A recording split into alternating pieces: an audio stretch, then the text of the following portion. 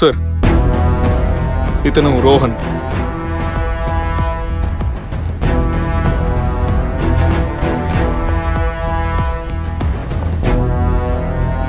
మీరే కదా ముందుగా బాడీని చూసింది?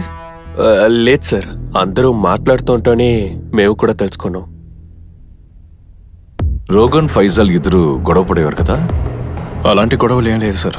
మరి మా ప్రైవసీ డిస్టర్బ్ అవుతుందని పక్క ఫ్లాట్ వాళ్ళ మీద కంప్లైంట్ నేనే ఇచ్చాను సార్. నేను ఒక్కడనే కంప్లైంట్ ఇవ్వలేదు సార్.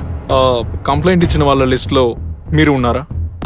తెలీదు సార్, మేమలాగా మిగతా వాళ్ళ విషయంలో చౌక్యం చేసుకోం. ఓహో,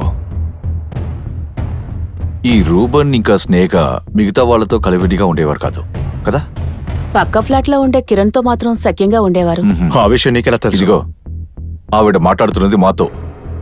చెప్పనివ్వు. ఎస్, చెప్పండి.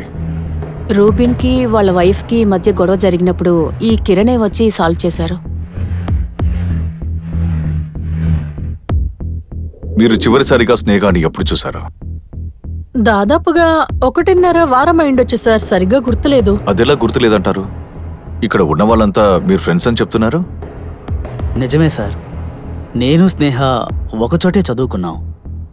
చదువు పూర్తయిన తర్వాత తన్ని మొదటిసారిగా ఇక్కడే చూశాను. ఒకటిగా కలిసి చదువుకున్నామే గాని అంతకుమించి ఏం లేదు సార్. నిన్న రూబన్ ఫ్లాట్ నుంచి శబ్దం వినిపించిందా? అక్కడెప్పుడూ గొడవ జరుగుతూనే ఉంటుంది కదా సార్. నేబర్స్ తోటి ఎలాంటి కాంటాక్టు లేదు సార్. ఆ రూబన్ ఎప్పుడూ స్నేహాని పాపం ప్రశాంతంగా ఉండనిచ్చేవాడే కాదు. మీకెవరి మీదైనా అనుమానం ఉందా? మీకు తెలిసి స్నేహాన్ని, రూబన్ని చంపే శత్రువులు ఎవరైనా ఉన్నారా? అలాంటి వాళ్ళు ఎవరు లేరు సార్, ఎవరూ లేరు. లేదు సార్.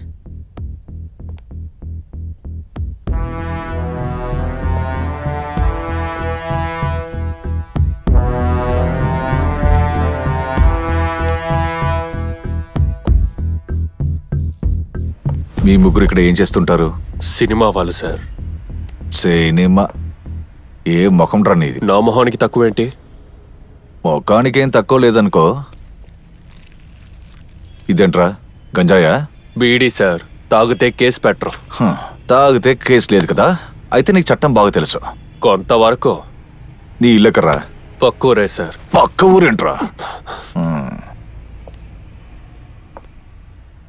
ఈ ఫ్లాట్ ఎవరిది? నా ఫ్రెండ్ ఫ్లాట్ సార్.